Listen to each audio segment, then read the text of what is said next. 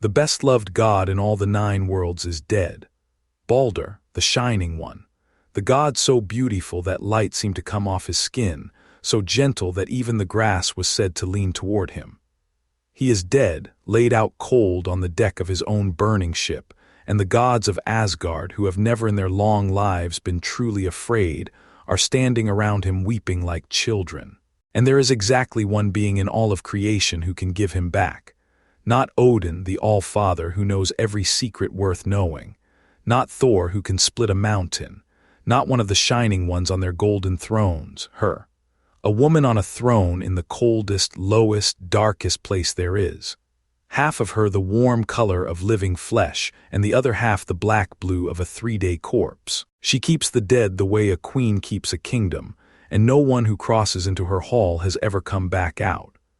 And when the messenger of the gods rides 9 nights down through the dark to fall at her feet and beg, "Give him back, please, give us back our Baldr," this so-called monster, this goddess of death, looks at him for a long moment. And she says yes. Sit with that. The one figure in this whole story that pop culture has taught you to fear, the grinning villain of death itself, is the only one in it willing to bend. Everyone told you she was the monster, and she's the one who says yes. You know her, or you think you do. You've met her version on a screen. A tall, magnificent, terrifying goddess of death in a great horned crown, conjuring swords out of the air, striding into the halls of Asgard to conquer it and burn the 9 realms down to ash. A blockbuster villain, all ambition and murder and cheekbones. And she is a magnificent piece of work. She is also almost entirely invented. The real hell of the old Norse poems is a stranger, quieter, colder thing than that. And here is the part I want to lodge under your ribs tonight. She is more honest than any of the bright gods who feared her. I'm the myth keeper. I've walked the road down to her hall, and I've stood at that threshold where the living aren't meant to stand. And I can tell you the true story is so much better than the one with the flaming swords. So come with me down the cold road, and let me introduce you to the god the screen turned into a villain. Because once you've met the real one, you're never going to see death in a story the same way again. Let's start with where she comes from, because that alone tells you the gods were frightened of her before she had ever done a single thing. Hel is the daughter of Loki. Yes, that Loki, the trickster, the shapeshifter, the one who is always at the bottom of everything that goes wrong in Asgard. And her mother, in the telling we get from Snorri in the Prose Edda, is a giantess out in the wild lands called Angabotha, a name that means, more or less, the one who brings grief. And together those two had 3 children, and every one of them was a nightmare with a prophecy attached. The first was Fenrir, the wolf, the one fated to swallow the sun and kill Odin himself at the end of the world. The second was Jörmungandr, the great serpent so vast it would grow to circle the entire ocean and bite its own tail. And the third child, the last one, was a daughter. Half a living girl and half a corpse, cold on one side, warm on the other, as though death had already laid one hand on her in the cradle and hadn't quite finished. And the gods heard the prophecies. They heard that these 3 children of Loki would bring ruin, and they went, all grim purpose, to deal with them. They bound the wolf. They hurled the serpent down into the deep sea. And the girl, the half-dead daughter, Odin took her and cast her down out of the bright world entirely, down into the mist and the cold, into the realm of Niflheim, the deepest and lowest of the worlds. But here's the thing. Here's the first crack in the villain's story. He didn't destroy her. He didn't chain her the way they chained her brother. He gave her a job. He gave her, in Snorri's words, authority over 9 worlds, so that she must give food and lodging to all who are sent to her, and who is sent to her is everyone who dies of sickness or of old age. Think about what that actually means. The gods didn't sentence her to be a monster. They handed a frightened, half-dead child the single largest and most thankless administrative post in the entire cosmos, and then they went home. She didn't ask for the dead. She was given them. She is not death's cause. She is death's caretaker. And her realm took her name, or she took its name. The poems aren't tidy about which came first, and that name is Hel. And yes, I can feel you doing the math, that word. Our word for the place of punishment and fire, Hel, comes winding down to us through this same old northern route. But hold on to that, because it is one of the great misunderstandings of mythology, and it matters. Hel, her realm, is not a lake of fire. It is not a torture pit for the wicked. There is no brimstone and no screaming. It is cold. It is misty and gray and quiet. And crucially, it is not a punishment at all. It is simply where you go if you die the ordinary way, old or sick or worn out in your bed. The Norse reserved the shining afterlives, Odin's hall of Valhalla and the field of Folkvanger, for those who died gloriously with a weapon in their hand. Everyone else, the vast, quiet majority of the human dead, comes to Hel. Your grandmother, your gentlest friend, the child who never lifted a sword, not the damned, just the dead. She is the keeper of the ordinary dead, and there are so very many more of those than there are heroes. Now, I won't paint it prettier than it is, because the myth-keeper doesn't lie to you, and the old poets did not make her realm a comfortable place. Snorri gives us the grim furniture of her hall, and he clearly enjoyed himself doing it. Her hall is called Ildjöðnir, which is something like sleet cold, damp battered. Her dish, he says, is named Hunger. Her knife is named Famine. Her threshold, the stone you trip on coming in, is called Stumbling Block. Her bed is Sick Bed, and the curtains around it are called Gleaming Bale, Shining Misfortune. It's a whole grammar of grief, every object in the house named after some small misery of dying. But look closely at that list, because there's a tell in it. Every one of those names is about death, about hunger, sickness, the slow, cold end. Not one of them is about cruelty. Not one is a rack or a whip or a fire. Her house is furnished with the plain facts of mortality, not with torture. She isn't inflicting anything. She is death's honest housekeeper, and her house is grim for the same reason a graveyard is grim, not because someone there is wicked, but because that is simply what the place is for. So now you've met her. The half-dead daughter nobody wanted, handed the dead nobody wanted to think about, ruling a cold country at the bottom of the world. And for most of forever, she just does the job. She keeps the dead. She doesn't scheme. She doesn't march on Asgard, and then one day the gods come knocking because they need something from her that only she can give. And this is where the real Hel steps out of the shadows and shows you exactly who she is. It begins with a dream. Baldr, the shining god, the beloved one, starts having dreams of his own death, dark, insistent dreams. And in Asgard, when the best-loved god starts dreaming of dying, nobody sleeps. His mother is the goddess Frigg, and she does what any mother with the power of a goddess would do. She goes out across the whole living world and she makes it swear. She travels to fire and water, to iron and every metal, to stones, to the earth, to trees, to sicknesses, to beasts and birds and creeping things. And she gets an oath from every single one of them, a solemn promise that they will never, ever harm Baldr. And it works. The whole world has sworn. Baldr becomes invulnerable. Nothing in all creation can hurt him. And so the gods, being gods, turn it into a game.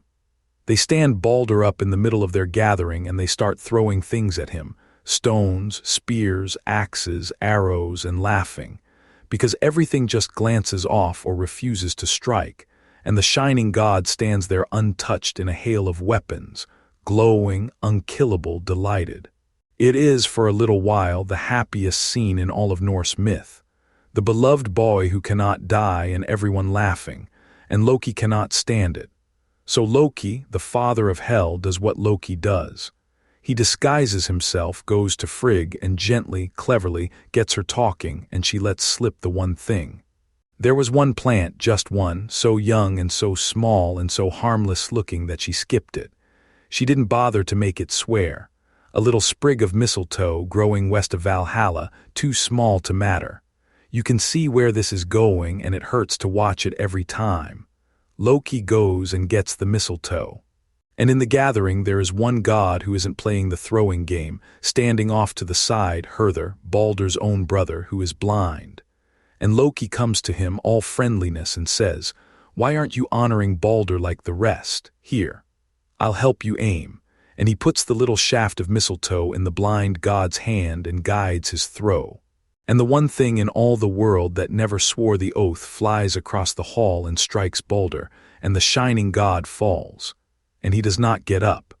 The best loved of all the gods is dead, killed by the one small thing his mother thought too gentle to fear, aimed by the hand of a brother who never knew he'd thrown it. The grief in Asgard is beyond anything the gods have words for. And into that grief comes the one desperate idea. Baldr's spirit has gone the way all the dead go, down the long cold road to Hel.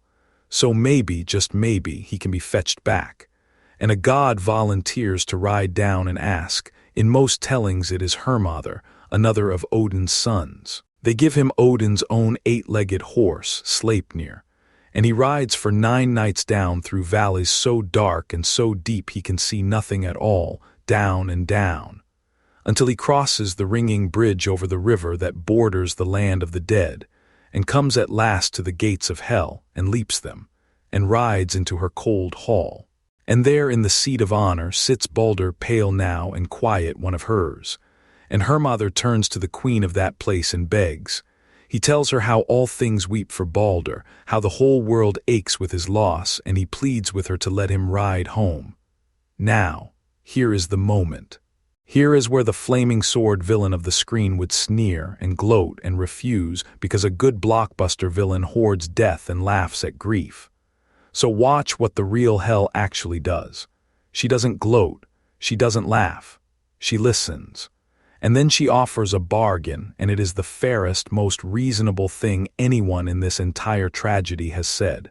She says, "Let it be tested then whether Baldr is as loved as you claim. If everything in the world, living and dead, every single thing will weep for him, then I will let him go home to you. But if anything at all refuses or weeps dry-eyed, then he stays with me. That's it. That's the whole condition, not gold, not a war, not a soul in trade. Just prove the love is total and I'll undo death itself for you." The keeper of the dead, the one everyone called the monster, just offered to give back the single most precious life in creation, and all she asked in return was that the world grieve together. Completely, every last thing in it. So the messengers go out and the call goes across all the worlds, "Weep for Baldr and bring him home." And the world weeps. Snorri says it beautifully, all things wept for him, the people and the beasts and the earth and the stones and the trees and every metal. You've seen it yourself, he says, the way those things weep when they come out of frost into warmth, the whole cold world running with tears to buy back the shining god. It's working. It is actually working. And then the messengers pass a certain cave, and inside it sits a giantess. Her name is given as Thurk, and they ask her, as they've asked everything else, to weep for Baldr and bring him back from the dead. And she looks at them dry-eyed and she says, and this line is one of the coldest in all of myth, "Thurk will weep dry tears for Baldr's death. He was no use to me alive or dead. Let Hel keep what she has," and that was enough. One holdout, one creature in one cave in all the weeping worlds who would not shed a tear, and so Baldr stayed dead. And Hel, keeping her word to the letter, kept him. And here is the knife twist the old poets leave you with, and they don't even bother to spell it all the way out because they trust you to feel it. That giantess in the cave. Most who tell the story then and now believe it was Loki. Loki in one more disguise. The same one who guided the dart into Baldr in the first place, sitting in a cave to make sure the door stayed shut. So look at what actually happened here. Death did not steal Baldr. Death offered him back. The being who killed Baldr and the being who kept him in the grave were the same trickster wearing two faces, and it was never, at any point, Hel. She killed no one. She kept her word exactly. She held open the only door out of death that has ever been offered in Norse myth, and a single dry-eyed refusal slammed it shut.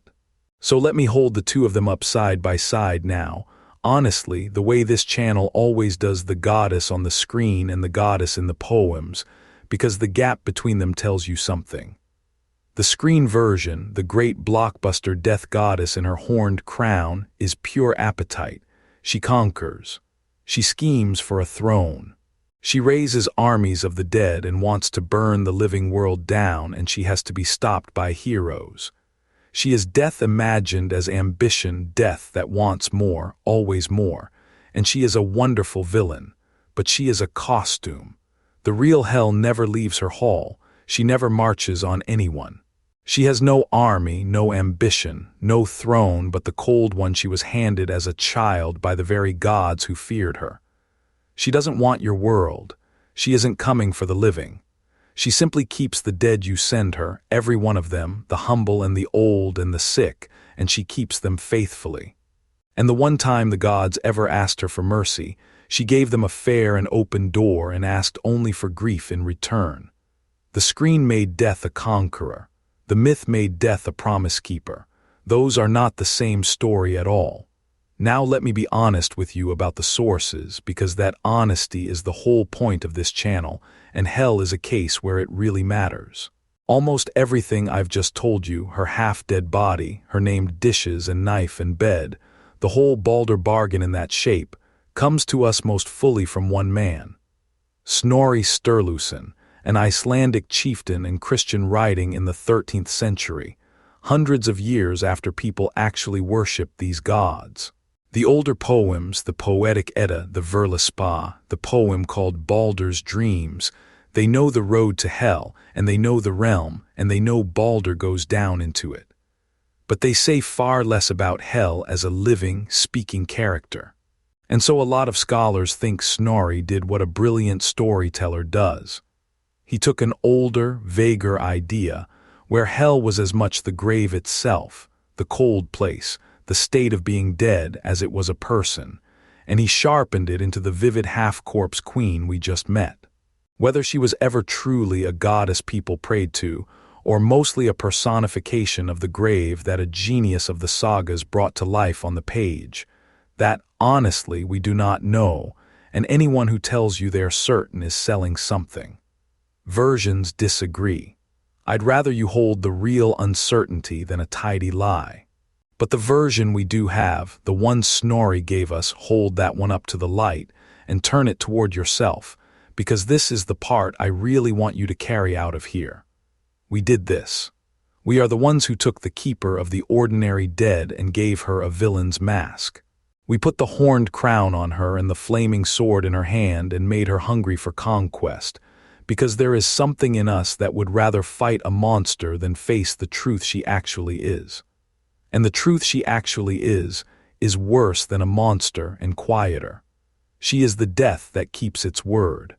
The death that comes for everyone the same, the shining god and the humble grandmother, the hero and the child, cold and fair, and completely unmoved by how badly we want it to make an exception. That is so much more frightening than a villain you can stab, a villain you can beat, but you cannot out-argue the death that simply, patiently, keeps what it's owed. And look again at how the Baldr story actually ends, because it's not the ending you'd expect from a tale about an evil goddess of death. Hel doesn't win by being cruel. She offered him back. The one thing that could have undone death itself, the single most hopeful idea in all of Norse myth, was real, and it was on the table, and it had one price: that the whole world grieved together completely without a single heart holding out. And the world nearly did it. Everything wept. And it failed on one dry-eyed refusal in one dark cave. The tragedy of Baldr was never that death is a monster who steals from us. The tragedy is that death offered to give him back, and all it needed was for every last one of us to grieve as one, and one of us wouldn't.